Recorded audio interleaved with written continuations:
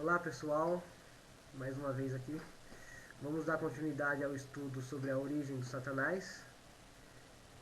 Esse é o segundo vídeo. Agradeço quem assistiu o primeiro e quem não assistiu, assistam antes de assistir esse, para não pegar o bonde andando. Então, nós fizemos a leitura no primeiro vídeo sobre o Isaías 14, onde a profecia era para o rei da Babilônia, e o rei morreu, então por isso não era o Satanás, e sim contra o rei. Então não há outra maneira a não ser pular para Ezequiel 28, onde tem um verso que fala que era o querubim, né, e ali muitos acreditam que está falando sobre Satanás. Então vamos para essa parte, para tirar toda essa farsa que há quase 2000 anos nós acreditamos. Como sempre, vou fazer uma introdução, né? Eu peço que vocês abram, de vez de abrir Ezequiel 28, vocês já abrem no capítulo 25. E logo de cara vocês vão saber que o profeta Ezequiel está falando contra algumas nações. E no 25:1, o Ezequiel está falando contra os amonitas. No 25, versículo 8, contra Moabe. 25, versículo 12, contra Edom. E no 15, contra os filisteus. E no capítulo 26, aí começa contra Tiro. Aí no 26:15 tem uma lamentação sobre Tiro. No 27, uma segunda lamentação. Então, a cidade de Tiro, para quem não conhece, é uma cidade à beira-mar, como se fosse um porto de Santos naquela época. E tinha um rei ali que comandava, e ele fez a cidade crescer muito. Ele se tornou muito rico com os seus negócios, os comércios, porque ali era um porto. E provavelmente, né, esse rei de Tiro na época era Etbaal II, né, foi o pai de Jezabel, mulher de Acabe. E no 27, eu não vou ler, vou só dar uma explicação. Aqui você consegue perceber que o profeta está falando como que era a cidade de Tiro, né? Que tinha os melhores navios, os melhores empregados, as velas dos navios era feita com o tecido do Egito, e os soldados eram os melhores, né? E no capítulo 28, no versículo 1, vamos ler a partir de aqui, desse ponto. Começa falando assim: a palavra do Criador me foi dirigida nesse termo: Filho do homem, dize ao príncipe de Tiro, assim diz o Criador. Então, o profeta Ezequiel, ele foi até Tiro e levou uma mensagem para o rei de Tiro. Então, vamos continuar. Pois que teu coração se exalta orgulhosamente e dizes: eu sou Deus. Ocupa um trono divino no coração do mar. Então, o profeta chegou e pronunciou isso, né? Por quê? Porque o rei de Tiro se sentia um deus muito poderoso, porque a cidade dele era a cidade mais rica do mundo. Apesar de seres homens e não Deus, alimenta em teu coração pretensões divinas. Aqui o profeta diz: você é um homem, você não é Deus, mas em seu coração você se acha um Deus. Certo que é mais sábio do que Daniel, nenhum segredo te desconcerta. Por tua sabedoria e inteligência adquirisse riqueza e acumulasse ouro, prata em seus tesouros. Ou seja, o rei de Tiro era muito sábio nos negócios, graças à sabedoria dele nos negócios, ele adquiriu muitas riquezas. Não está falando outra coisa, a não ser sobre a sabedoria do rei de Tiro. Tão notável é tua sabedoria nos negócios que multiplicaste a tua riqueza. Ó, foi o que eu acabei de explicar. Por isso assim fala o Criador, visto que em teu coração te igualaste a Deus. Por que ele disse isso? Porque o rei de Tiro, né, com os negócios dele, ele se tornou muito rico, muito poderoso. E ele ficou orgulhoso disso, né? Então ele se achou um Deus, né? E ninguém poderia, né, ser melhor do que ele, né? Ele ficou orgulhoso por isso. Por isso assim fala o Criador, visto que em teu coração te igualaste a Deus. Também eu trarei contra ti estrangeiros, as mais terríveis das nações.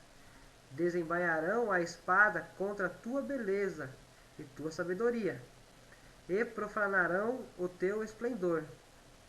Aí ele falou assim, o profeta, que ia vir uma nação contra o rei de Tiro, né? E iria matar o rei de Tiro, porque ele era muito orgulhoso, se achava um deus.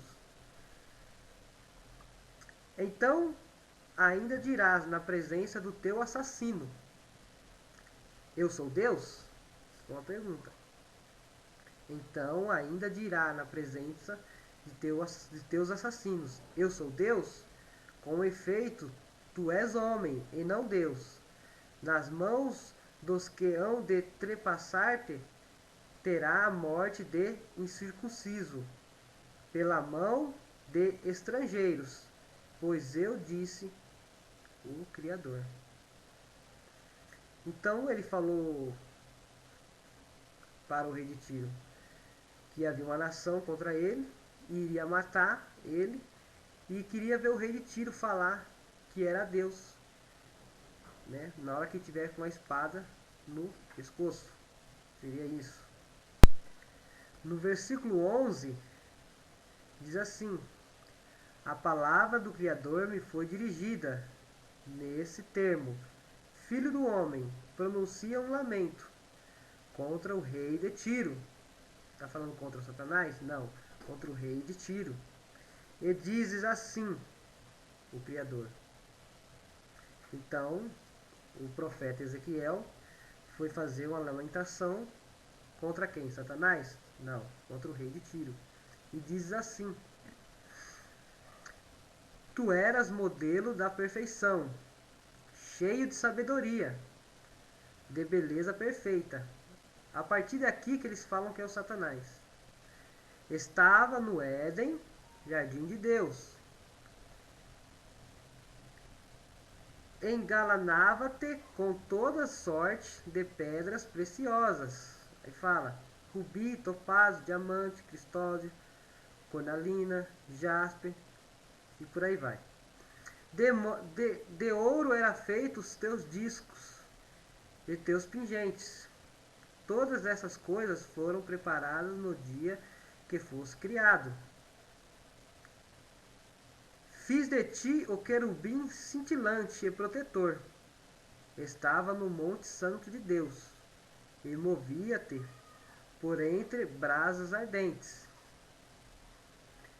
Desde o dia de tua criação fosse íntegro em todos os teus caminhos, até o dia em que achou maldade em ti.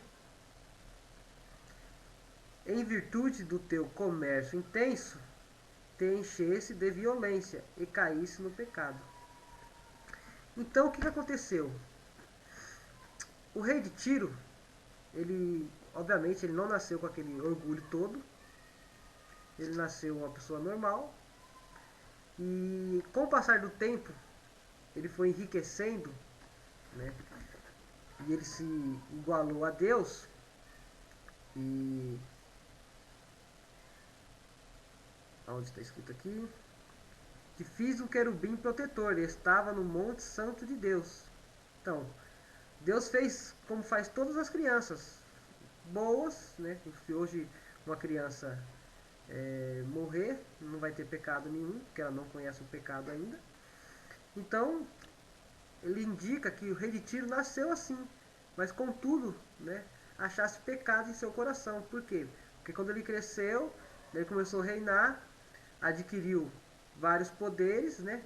Poderes que eu falo conquista de cidades, de ouro, de prata, e se tornou orgulhoso por causa disso. Vamos continuar no, cadê? Protetor. Estava no Monte Santo de Deus, e movia-te por entre brasas ardentes. Desde o dia da tua criação, fosses íntegro em todo o teu caminho, até o dia que achou maldade em ti. Em virtude do teu comércio intenso, te enchesse de violência e caísse no pecado. Então te lancei no monte de Deus como profano, e te exterminei, ó querubim protetor. Dentre as pedras de fogo, teu coração se exalta com tua beleza. Essa parte que fala sobre o querubim, tudo, não é literal, gente, essa parte. Não está falando de coisa nenhuma de Satanás. Ele queria dizer que o rei de Tiro era muito orgulhoso, que por causa da riqueza dele, ele se comparou como no Jardim do Éden, né? Você tinha tudo aí, ó. Você era o rei mais rico, né? E contudo você esqueceu de fazer as coisas boas, né? Você caiu no pecado. Foi uma forma de comparar, não dizer que nessa parte era o rei, era Satanás, porque fugiria do contexto. Imagina só o profeta Ezequiel chegar na cidade de Tiro, né? E começar a falar essas coisas. Aí fala assim, ó, a cidade de Tiro tem os melhores navios, tem os melhores soldados, tem os melhores empregados, tem as melhores casas, né? Mas contudo, né, vocês estão pecando. Opa, vou parar um pouquinho aqui, gente. Ó, Satanás era bonzinho, caiu do céu, né? E tá aqui na terra, e porque ele estava lá em cima no Jardim do Éden, agora está aqui na Terra. Ah, opa, parei, falei isso aqui, agora vou voltar e vou continuar falando sobre o rei de Tiro. Sai totalmente fora do contexto. Em teu coração se exalta com tua beleza, perverteste tua sabedoria por causa do teu esplendor. Assim te atirei por terra, e fiz de ti um espetáculo à vista dos reis. Em virtude da tua grande iniquidade, por causa da desonestidade do teu comércio, profanaste teus santuários. O que ele quis dizer? Porque o rei de Tiro, né, estava fazendo algo desonesto, por isso que ele conseguiu toda a riqueza dele, né, com a desonestidade. Ou seja, ele estava roubando alguém, enganando alguém e conseguiu montar todo aquele reino dele poderoso e rico. E por causa disso, ele foi eliminado. Assim fiz sair fogo do meio de ti, um fogo que te devorasse. Eu te reduzi a cinzas sobre terra. Aos olhos de todos que te contemplavam, todos os que te conhecem dentre os povos estão apavorados por causa de ti. Motivo de espanto te tornaste e deixaste de existir para sempre. Então aqui acabou de dizer que o rei de Tiro morreu, né? E podemos falar que era Satanás? Não, porque o cara morreu. Agora podemos falar que o rei de Tiro, a partir do momento que ele começou a ser desonesto, começou a seguir a Satanás, aí sim, isso aí com certeza não é do pai, desonestidade não é dele. Mas falar que o rei de Tiro é Satanás, não, porque o rei morreu. No contexto, só indica ele, né? Não indica a Satanás coisa nenhuma. Na verdade, o rei de Tiro, ele era tão inteligente, né? Mais inteligente que o Eike Batista nos negócios, né? Eike Batista não chegava nem na unha do pé dele, né? O cara era muito inteligente mesmo, né? Por isso que ele conseguiu todo aquele reinado. todo aquele porto de Tiro ali, todas as outras cidades negociavam direto com o Tiro. Então você dá pra perceber que ele era muito inteligente, como, como o texto nos explica isso. Mas falar que ele era Satanás, em outra parte da Bíblia falar que Satanás também é inteligente, isso não tem canto nenhum, né? Quero que vocês abram aí e achem uma parte que está falando que Satanás é inteligente. Então ficou aqui esse vídeo aqui. Espero que vocês continuem tendo o próximo. Se inscrevam no canal mais uma vez. Gostou? Clique no like. E pode comentar, pode fazer pergunta que eu vou responder.